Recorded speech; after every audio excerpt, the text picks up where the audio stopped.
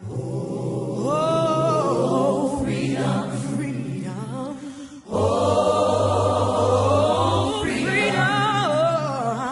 Oh, freedom over me. Over me. Yeah. Bonjour, chers frères et sœurs en Christ. Encore une fois, Eric Be Free pour une autre capsule avec vous sur l'importance de conserver et d'enseigner. Encore une fois, la saine doctrine. Et si vous n'avez pas vu mes capsules précédentes, je vous invite à aller les voir puisqu'on est dans une continuité des choses ici. Donc, je vous invite à regarder mes capsules qui traitent du même sujet. Il y a une progression, il y a un préambule et à l'enseignement que je fais et à ce que je dévoile présentement dans cette étude. Donc, je vais commencer tout de suite à aller lire la parole de Dieu avec vous dans Éphésiens 4, donc chapitre 4, versets 11 à 15. Et vous allez voir aussi les versets s'afficher à l'écran. Et ça lit comme suit. Donc, Éphésiens 4. Et il a donné les uns comme apôtres, les autres comme prophètes, les autres comme évangélistes, les autres comme pasteurs et docteurs pour le perfectionnement des saints en vue de l'œuvre du ministère et de l'édification du corps de Christ, qui est en fait l'Église, jusqu'à ce que nous soyons tous parvenus à l'unité de la foi et de la connaissance du Fils de Dieu, à l'état d'homme fait, à la mesure de la stature parfaite de Christ, afin que nous ne soyons plus des enfants flottants et emportés à tout vent de doctrine, par la tromperie des hommes, par leur ruse, dans les moyens de séduction, mais que professant la vérité dans la charité, nous croissions à tous égards en celui qui est le chef, Christ.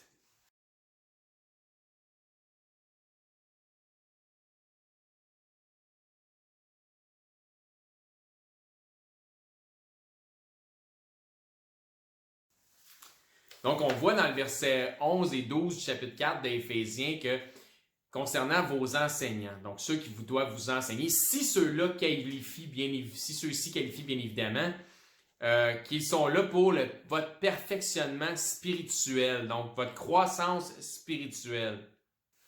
Ça nous explique aussi que si vous croissez spirituellement, si vous avez une croissance spirituellement, c'est alors que le corps de Christ s'édifie, se bâtit lui-même. Et si et seulement si, par contre, lorsqu'on regarde le contexte, si et seulement si, c'est selon la saine doctrine, selon la doctrine. Donc, au chapitre 4, verset 13, je relis lorsque ça dit ici, jusqu'à ce que nous soyons tous parvenus à l'unité de la foi. Donc, jusqu'à ce que nous soyons tous, donc le nous et le tous s'adresse à qui ou de qui on parle ici dans le contexte? Eh bien, pour le savoir, il faut regarder. Et il y en a pour qui ils croient que cette adresse ne s'applique que pour l'église locale seulement, puisque la lettre a été écrite à une église locale qui est l'église d'Éphèse. Mais regardons à qui vraiment cette lettre est adressée et on retrouve l'adresse dans les débuts du chapitre 1. Donc, chapitre 1, verset 1 d'Éphésiens, Paul, apôtre de Jésus-Christ par la volonté de Dieu, aux saints qui sont à Éphèse. Donc, si vous voulez savoir c'est quoi un saint, c'est simple, c'est un membre d'église. Donc, quelqu'un qui est membre du corps de Christ, c'est appelé un saint. Pas besoin d'être canonisé pour autant. Donc, il faut garder ça simple, encore une fois. Et il dit, et aux fidèles en Jésus-Christ. Donc, il ne s'adresse pas juste aux gens qui sont à l'église d'Éphèse. Il s'adresse en général à tous ceux qui sont fidèles en Jésus-Christ. Donc, ce n'est pas vrai que l'adresse n'est pour que l'église locale. C'est vraiment des principes qui sont bons de façon générale pour l'ensemble des croyants partout.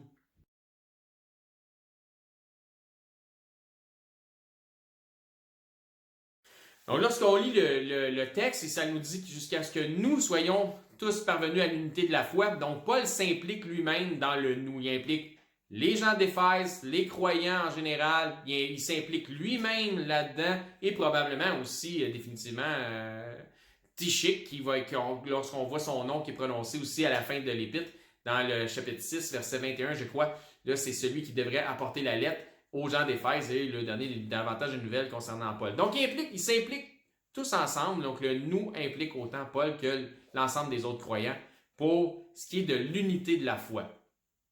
Donc, tous parvenus à l'unité de la foi, de la connaissance du Fils de Dieu. Vous voulez connaître, vous voulez en connaître davantage concernant le Fils de Dieu, concernant Christ, eh bien, c'est possible, ça vous est accessible, de la Genèse à l'Apocalypse. Vous devriez trouver tout ce qui concerne Christ à l'intérieur de ce fameux livre qui représente la parole de Dieu, qui représente Christ, ou la pensée de Christ sous écrit. Donc, c'est une bonne façon d'en connaître davantage sur votre Seigneur et Sauveur, en plus d'avoir une relation avec lui, bien évidemment. Mais une relation avec lui, à travers quoi? À travers la communion fraternelle, à travers bien sûr les prédications que vous pouvez entendre dans vos assemblées respectives, à travers la lecture et la méditation de la parole de Dieu. Donc, toutes ces choses-là vont définitivement vous emmener à en connaître davantage sur votre merveilleux Seigneur et Sauveur. Donc, ça nous dit aussi à l'état d'homme fait, par opposition à des enfants. Donc, des hommes par opposition à des enfants. Si on regarde au verset 14, ça nous dit « afin que nous ne soyons plus des enfants ». Donc, ça nous dit à l'état d'homme fait, afin que nous ne soyons plus des enfants. Et lorsqu'on parle d'enfants, qu'est-ce que Paul nous dit? Il nous dit dans 1 Corinthiens 3, à partir du verset 1, « Pour moi, frères, ce n'est pas comme à des hommes spirituels que j'ai pu vous parler, mais comme à des enfants charnels, comme à des enfants en Christ. » Ça nous dit ensuite au verset 2, « Je vous ai donné du lait, non de la nourriture solide, car vous ne pouviez la supporter, et vous ne pouvez même pas à présent, parce que vous êtes encore charnels, donc des enfants en Christ. »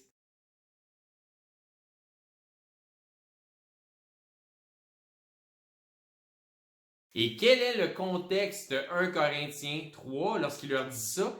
Pourquoi qu'il les réprimande là-dessus? C'est le manque d'unité. En fait, le manque d'unité dans la foi, si vous voulez, parce qu'il y en a qui disaient « ben moi je suis Paul », puis d'autres disaient « je suis d'Apollos ». Donc, il y avait une division en ce sens. Il y avait un manque d'unité. Donc, ça touche vraiment ce qu'on vient de voir dans notre autre passage dans Éphésiens. Donc, Paul les réprimande parce que certains disaient, parce qu'il y avait un manque d'unité, parce que certains disaient, nous on est de Paul, nous on est d'Apollos. Donc, mais ça m'interpelle et ça me fait penser, est-ce que vous connaissez des types d'assemblées qui se réunissent et qui identifient leurs différences doctrinales à certains personnages qui les auraient imposés ou qui les auraient enseigné ces doctrines-là? Si oui, c'est spécial, parce que la Bible nous dit bien que c'est pas une chose à faire que de s'identifier à un certain personnage selon une doctrine particulière. Mais qu'on devrait tous avoir l'unité de la foi et avoir dans l'ensemble une seule et même saine doctrine. Jésus nous dit dans Marc 10, 14 et dans Matthieu 19, 14, il nous dit « Laissez venir à moi les petits-enfants, parce que ceux qui leur ressemblent, en fait, le royaume les est ouvert. » Donc, il est vrai qu'on doit venir à Jésus comme ayant cet esprit-là d'un enfant, en laissant toutes nos connaissances antérieures, nos vieilles philosophies, nos vieux raisonnements complexes d'hommes charnels de côté, venir à Christ comme un enfant, avec un esprit nouveau, ce qu'on est prêt à apprendre, on est prêt à apprendre ce que l'Esprit veut nous enseigner, parce que toutes ces choses-là font la guerre à l'Esprit Saint qui cherche à nous convaincre. Et puis l'Esprit Saint cherche à nous convaincre de péché, de jugement et de justice. Mais si on a tout ce bagage-là philosophique d'hommes charnels, ben le raisonnement humain peut l'emporter sur ce que le Saint-Esprit essaie de nous convaincre. Donc, quand Jésus venait, il dit « Venez à moi, mais venez à moi un peu comme des petits-enfants, c'est parfait. » Mais il dit « Voici, toutes choses sont devenues nouvelles. » Donc, c'est un renouveau, c'est une nouvelle naissance en Christ. Oui, on vient comme des bébés par la nouvelle naissance, mais on doit avoir une croissance et c'est ce qu'on va voir. Donc, comme des petits-enfants qui ne sont pas encore souillés par un trop-plein de raisonnement humain. Mais Christ a dit aussi, si vous ne croyez pas les choses terrestres, si vous n'êtes pas en mesure de comprendre et de croire les choses terrestres, quand même que je vous expliquerai les célestes, vous ne les comprendrez pas plus. De même, vous devriez comprendre qu'il ne serait pas normal, spirituellement parlant, de ne pas avoir de croissance spirituelle, de croissance en Christ, comme ce ne serait pas normal de ne pas avoir de croissance physique parce que ça serait vu en fait comme un handicap. Relisons donc ce que ça nous dit ici dans la parole de Dieu, dans Éphésiens 4, versets 11 à 14. Ça nous dit « Et il a donné les uns comme apôtres, les autres comme prophètes, les autres comme évangélistes, les autres comme pasteurs et docteurs, pour le perfectionnement des saints, en vue de l'œuvre du ministère et de l'édification du corps de Christ, jusqu'à ce que nous soyons tous parvenus à l'unité de la foi et de la connaissance du Fils de Dieu, à l'état d'homme fait, à la mesure de la stature parfaite de Christ, afin que nous ne soyons plus des enfants, en flottant et emportés par tout vent de doctrine, par la tromperie des hommes, par leur ruse, dans le moyen de la séduction. »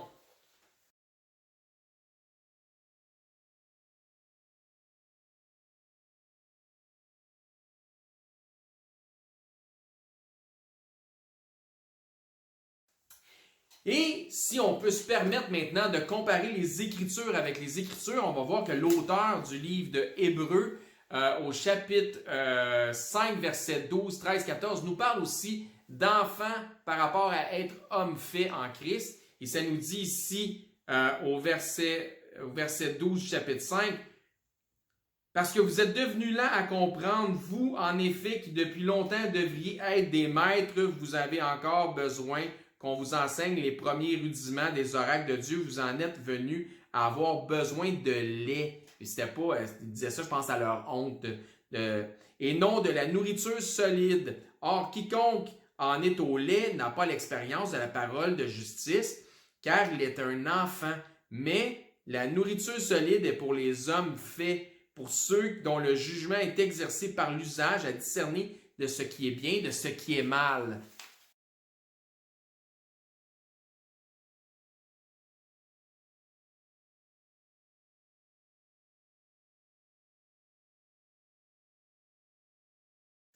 Quelques-uns vont souvent faire allusion à la nourriture solide comme étant de la viande spirituelle, mais ils vont souvent faire allusion, comme je l'ai déjà dit dans une autre capsule, comme étant quelque chose qui est des doctrines plus exhaustives, plus compliquées.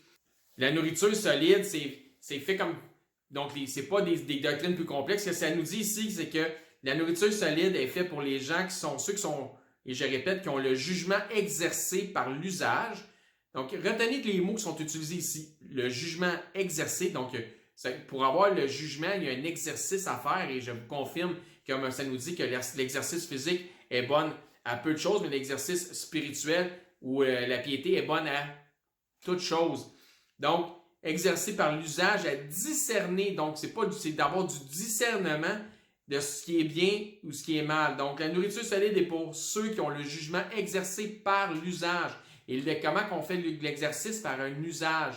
Donc, il y a de l'usure, il y a quelque chose qui est un processus là, qui est là pour avoir ce discernement-là, à discerner ce qui est bien et de ce qui est mal. Et oui, maintenant, on discerne ce qui est bien et ce qui est mal depuis que Ève et Adam ont croqué dans le fruit défendu de l'arbre de la connaissance du bien et du mal. Maintenant, c'est important que la conscience nous rappelle ce qui est bien, ce qui est mal, parce d'avoir le jugement exercé à discerner ce qui est bien, ce qui est mal. Et c'est pour ça que ça nous dit à quelque part, éprouvez tout, retenez ce qui est bon. Donc, si tu n'es pas capable de retenir ce qui est bon, tu manques peut-être d'un jugement exercé à faire la différence entre ce qui est bien et ce qui est mal.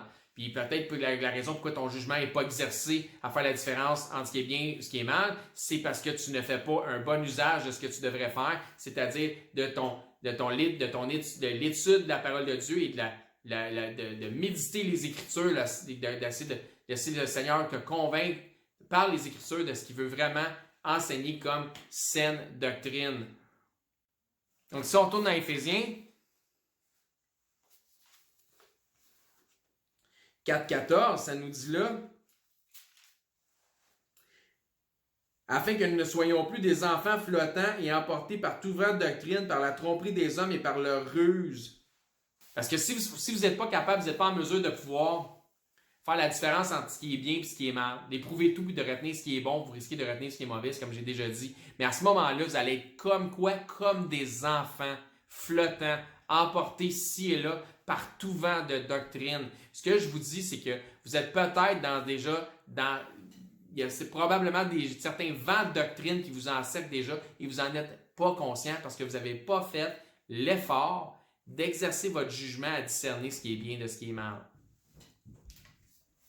Dans Éphésiens 4,15, ça nous dit ici, par leur ruse, dans les moyens de séduction, mais que professant la vérité dans la charité, nous croissions à tout égard en celui qui est le chef, Christ.